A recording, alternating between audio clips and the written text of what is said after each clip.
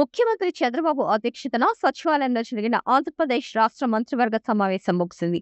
ఈ సుదీర్ఘ భేటీలో పలు కీలక నిర్ణయాలకు కేబినెట్ ఆమోదముద్ర వేసింది. ప్రధానంగా స్థానిక సంస్థల ఎన్నికల్లో బీసీలకు 34% రిజర్వేషన్లు కల్పించే ప్రతిపాదనకు, పట్టిన స్థానిక సంస్థల ఎన్నికలకు ప్రత్యక్ష పద్ధతిలో నిర్వహించాలన్న నిర్ణయానికి మంత్రివర్గం గ్రీన్ సిగ్నల్ ఇచ్చింది.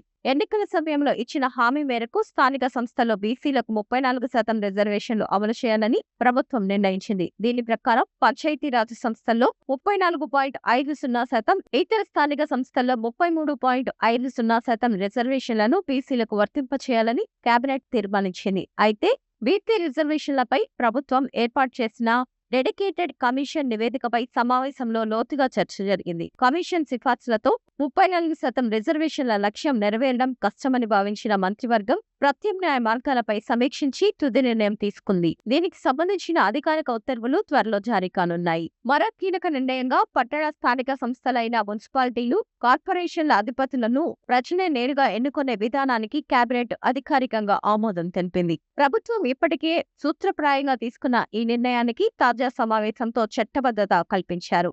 ఈ రెండు ప్రధాన అంశాలతో పాటు దాదాపు 55కు పైగా అజెండా అంశాలపై మంత్రివర్గ సమావేశంలో చర్చించి పలు పాలనాపరమైన, అభివృద్ధి సంబంధిత నిర్ణయాలు తీసుకున్నట్లు సమాచారం.